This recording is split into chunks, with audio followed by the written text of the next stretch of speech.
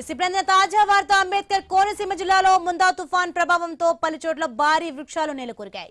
భారీ ఈదురుగాలులకు విద్యుత్ వైర్లు తెగిపడ్డాయి. వందలాది ఎకరాల వరి పంట నేలకొరిగింది. దీంతో రైతులు ఆందోళన వ్యక్తం చేస్తున్నారు. అసలు ఎమ్మెల్యే వేగుల జోగేశ్వరరావు అధికార యంత్రాంగాన్ని అప్రమత్తం చేశారు. ఇక విద్యుత్ పునరుద్ధరణ పనులను ప్రారంభించారు. నేలకొరిగిన చెట్లను తొలగిస్తున్నారు.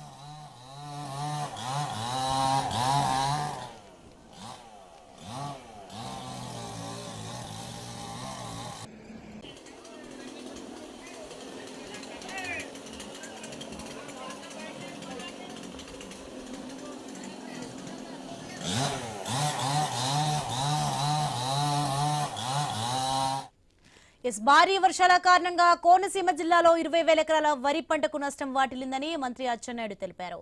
శ్రీకాకుళం నుంచి తిరుపతి వరకు తుఫాన్ ప్రభావంతో నష్టపోయిన రైతులను ఆదుకోవడానికి ప్రభుత్వం సిద్ధంగా ఉందని చెప్పారు.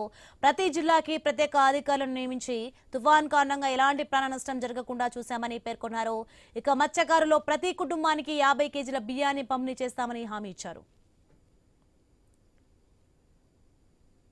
తుఫాన్ వల్ల నష్టపోయిన రైతులు ఆందోళన చెందవద్దని మంత్రి అచ్చెన్న తెలిపారు. ఆక్వా, హార్టికల్చర్, వ్యవసాయ రంగాల్లో జరిగిన నష్టాన్ని అంచనా వేసి కేంద్ర ప్రభుత్వానికి నివేదిక పంపిస్తామని చెప్పారు. ఇక జిల్లాలో భారీ వృక్షాలు నేలకొరిగిన ట్రాఫిక్ కు అంతరాయం లేకుండా చర్యలు చేపట్టామని మంత్రి అచ్చెన్న వెల్లడించారు.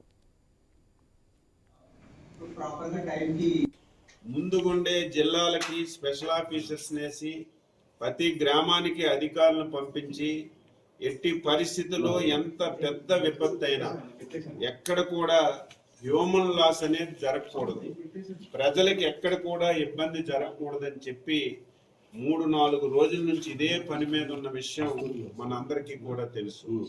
నేను ఎప్పుడు కూడా చెప్తాను, విపత్తు ఆపడం అనేది ఏ ఒక్క నాయకుడి తరం కాదు. కానీ విపత్తు వచ్చేటప్పుడు సమర్థవంతంగా పనిచేయడం నాయకుల యొక్క లక్షణం.